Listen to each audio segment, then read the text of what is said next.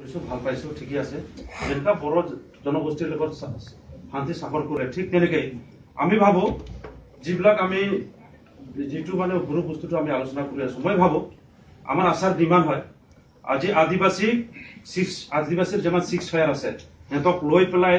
আশাকে ধৰি যদি আলোচনা কৰি পেলাই যদি এসটি আনি দিয়ে ঠিক তেনেকৈ কোচ ৰাজবংশীৰ লগত যদি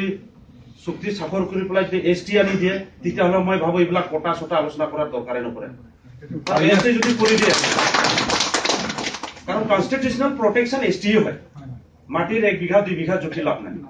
যদি আমি কনস্টিটিউশনাল প্ৰটেকশন বিচাৰো ৰাজনৈতিক ভাৱে সোশ্যাল গ্ৰাউণ্ডৰ ভাৱে পলিটিক্সৰ ভাৱে তেতিয়াহ'লে আমাক এসটি টো লাগিব নহলে কিন্তু তাত আমি বিটিসিত বাসিম না নাবাসিম কোনো গ্যারান্টি নাই নহলে খালি হিষ্ট্ৰি হবে কাৰণ যেনেকা দেখা পাইছো জিওগ্ৰাফিক্যালি আজি উদালগুৰি মাছবাটাৰ পৰা বলে এটা শোণিতপুৰতো যাব যেটো মানে বড়বিলাক ডমিনেটেড আছে আৰে আমাৰ তাতো এনেকা দুখীয়া শ্ৰেণীৰ মানুহ আছে আদিবাসী বিলাক বা যে গুজৰাট বংশীৰ কথা কম গুজৰাট বংশীটো তাত অলপ কমে আছে কিন্তু আমাৰ আদিবাসী বিলাক এনেকা সিধা সাদা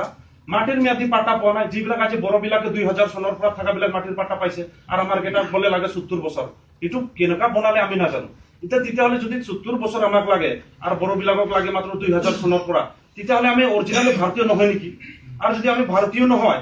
তেতিয়াহলে ইন্দাস ভ্যালিৰ কথাটো কেনেকা হ'ল ইন্দাস ভ্যালিৰ কথা দ্ৰাবিডিয়ান আৰু অষ্ট্ৰিকৰ গোষ্ঠী যদি কয় তেতিয়াহলে আমি যে হয় তেতিয়াহলে আমি তো মাৰ হয় হ'ল আৰু হিষ্ট্ৰি যদি কথা কৈ পেলাই যদি এটা ৰেফাৰেন্স আনে আৰু কয় হেতে খিলিঞ্জিয়া তেতিয়াহলে আমিও খিলিঞ্জিয়াৰ কথাটো আমি ক'বই লাগিব যদি খিলিঞ্জিয়াৰ যদি কথা কয় তেতিয়াহলে আমি চাইনাৰ পৰা অহা মানুহ নহয় আমি টিবেটৰ পৰা অহা মানুহটো নহয় তেতিয়াহলে আমি কেনেকা আমাক মানে ডিপ্ৰাইভ কৰিব এটো মানে আজি দুখৰে ক'ব লগা হৈ আছে গতিকে বিটিআৰ এটাতো সৰু জায়গা হ'ল আমি অল অসমৰ কথাটো চিন্তা কৰিম এটা অল অসমত বৰ্ডাৰৰ ইস্যু হৈ আছে কিবা হৈ আছে ঠিকই আছে ইফালে নাগা প্ৰব্লেম দি ইফালে ইয়াত যেনেবা অবড় হৈ পেলাই আলোচনা কৰি আছে ইফালে অনাগা বুলি আলোচনা কৰিব লাগিব নেকি তেতিয়াহলে যে আমাৰ সব ফালে প্ৰব্লেম তাত নাগা বিলাক অনা নাগা বিলাকতো মাৰিয়ে থাকে এনে আমাৰ 2014 না 15ত মাৰিলে 14ত তেতিয়াহলে তাৰোতো চিন্তা কৰিব লাগিব যেটো আমি অসম চৰকাৰ হয় গতিকে আমি একদম শৰ্টকাটে ক'ব খোজো যেটো বিটিসি চুক্তিটো হৈছে কিন্তু এটা কমিশনাৰ বহিলে যেটো ফাইনালাইজ হোৱা নাই তাৰ আগে আদিবাসীৰ গুজৰাট বংশীক একটি কৰাই দিলে লেখাইছে আমি তো তার কারণে আমার যেটো আমার বিশ্বাস আছে আর এটো কাম কিন্তু আমার সম্মানীয় হিমন্ত বিশ্ব শৰ্মা দায় পাৰবা বেলেগ মনে নহয় এটো পুৰা ভাৰত আছে সাৰে পাৰিব আৰু আজি যেটো এস্টাবলিশ আমি বল ভাল পাইছো আজিৰ কামটো তেখেতক আমি হৃদয়ৰ ফালে পৰা তেখেতক ধন্যবাদ জ্ঞাপন কৰিছো কাৰণ তেখেতে মাৰিব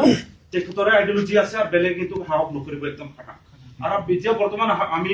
অনুৰোধ কৰিম বিজেপি চৰকাৰ যেটো বিজেপি চৰকাৰে হসাকে কামবিলাক কৰি আছে আৰু বেলেগ কিন্তু জাতিক চিন্ধি পোৱা গতিকে বিজেপি চৰকাৰৰ ৰিপ্ৰেজেন্টেটিভ আৰু আমাৰ সম্মানীয়